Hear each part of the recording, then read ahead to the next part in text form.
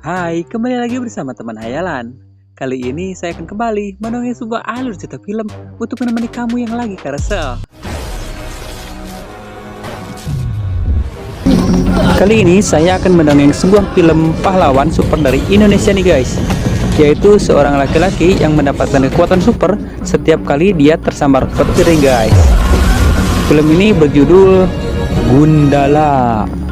Gundala adalah sebuah film pahlawan super dari Indonesia nih guys, yang rilis tahun 2019, yang disutradarai dan ditulis oleh Joko Anwar. Film ini diproduksi bersama oleh Screenplay Film, Legacy Picture, Ideosource Entertainment, dengan pemilik hak cipta yaitu Bumi Langit Studio. Film ini berdasarkan pada cerita karakter pahlawan super Gundala Putra Petir Indonesia tahun 1969 guys. Di awal film kita diperlihatkan seorang anak yang bernama Sancaka nih guys, yang diperankan oleh Musaki Ramdan. Sancaka adalah anak dari seorang pekerja pabrik miskin yang berjuang untuk memenuhi kebutuhan hidupnya nih guys. Sancaka kecil ini sangat takut dengan petir guys, karena petir ini seolah-olah selalu mengincarnya, ikut terus gitu guys.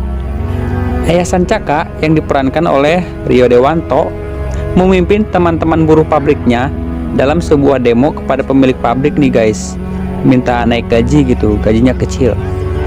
Kelompok itu bertemu dengan penjaga bersenjata yang disewa oleh pemilik pabrik, dan demo itu berakhir rusuh. Pemilik pabrik meminta dua orang perwakilan dari buruh untuk berdiskusi katanya.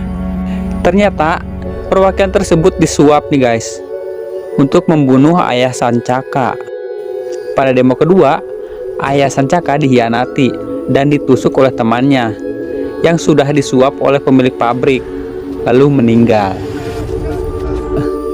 Sancaka yang marah tiba-tiba mengeluarkan petir dan memecahkan tameng prajurit. Lalu saat orang-orang ingin menolongnya, mereka semua terlempar dan tersambar petir dari tubuh Sancaka nih guys. Setahun kemudian, Ibu Sancaka yang diperankan oleh Marissa Anita pergi ke kota lain untuk mencari pekerjaan nih guys. Dia berjanji sudah di rumah saat Sancaka pulang sekolah besok. Tapi setelah berhari-hari tidak pernah kembali nih. Sancaka pun memutuskan untuk pergi untuk bertahan hidup. Suatu ketika Sancaka dikejar dan dipukuli oleh sekelompok anak jalanan nih guys. Sampai akhirnya dia ditolong oleh Awang yang diperankan oleh Faris Pajar Munggaran.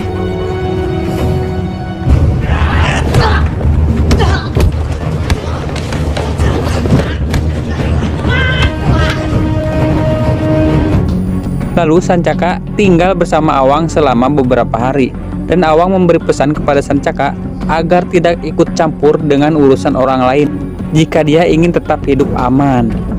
Lalu Awang melatihnya agar menguasai ilmu bela diri. Suatu malam, Sancaka dan Awang berencana untuk berangkat ke Tenggara dengan menaiki kereta yang lewat 1 tahun sekali.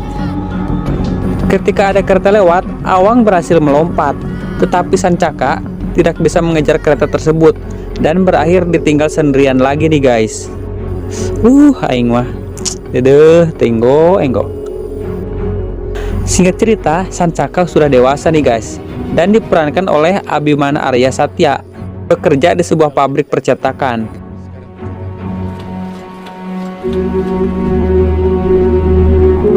Di negara ini banyak anggota legislatif yang korup dan dikendalikan oleh seorang mafia kejam yang fisiknya cacat nih guys, yang dikenal sebagai Pengkor, yang diperankan oleh Bron Palarae. Kalau dalam film Batman dia itu Jokernya lah. Pengkor ini memiliki pasukan anak yatim yang dibesarkan sebagai pembunuh dan memanggil si Pengkor ini sebagai bapak nih guys.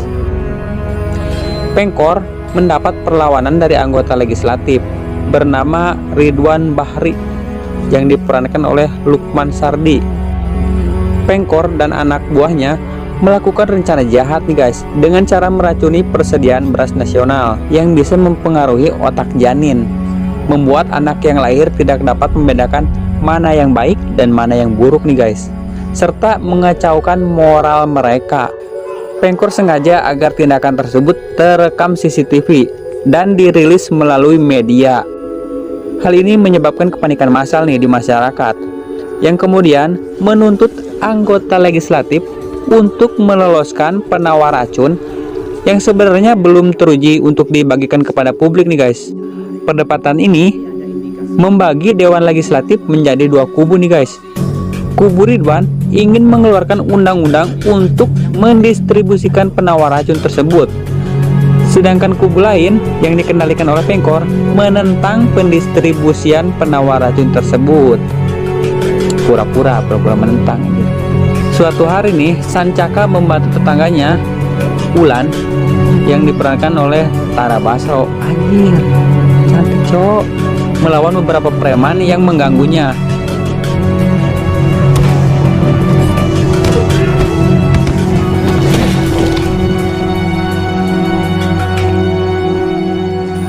Para preman membalas dengan menyerangnya di malam hari nih guys, saat ia tengah bekerja di pabrik, dan berusaha untuk membunuhnya dengan cara melemparkan Sancaka dari atap pabrik.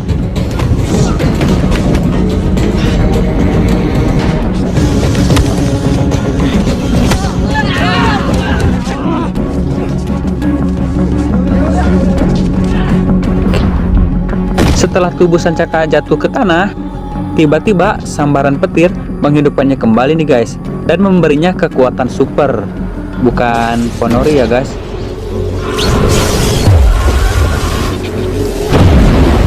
Esok harinya Wulan memimpin sekelompok pedagang pasar untuk memberontak melawan para preman yang mengganggu mereka. Kebetulan Sancaka berada di sekitar pasar nih guys, dan kebetulan juga preman itu adalah orang-orang yang menghajar Sancaka tadi malam. Sancaka pun bertarung dan mengalahkan 30 orang preman dengan kekuatan supernya, anjing.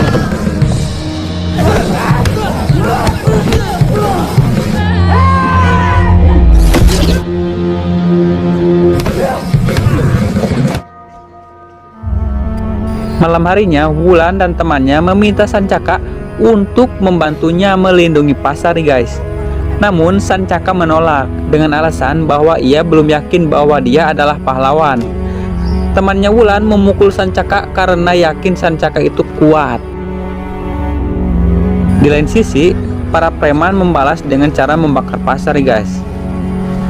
Sancaka mulai berpikir untuk bangkit membela pedagang pasar. Dengan bantuan Wulan, Teddy, dan Pak Agung, Sancaka belajar mengendalikan kekuatannya dan membuat kostum pahlawan supernya sendiri.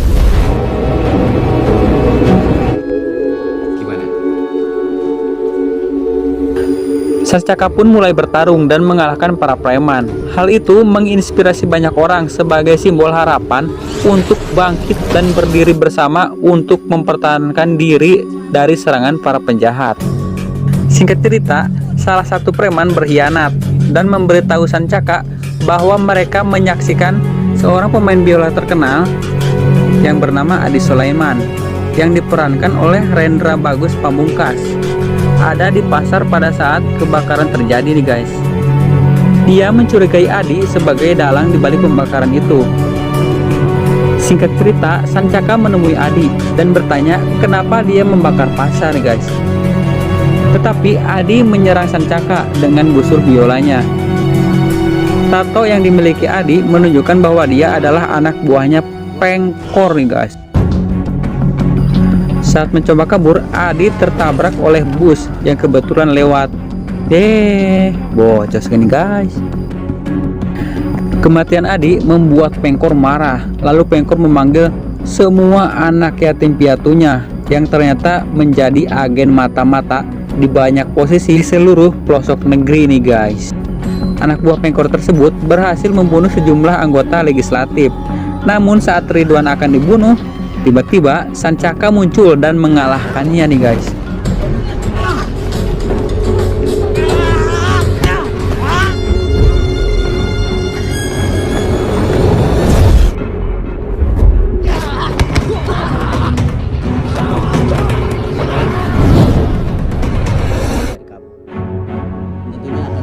Dewan Legislatif akhirnya mengesahkan rancangan undang-undang penawar racun beras yang membuat masyarakat gembira nih guys. Ketika hasil tes dari laboratorium sampai di tangan Ridwan, Ridwan sadar nih bahwa Pengkor telah menipunya selama ini.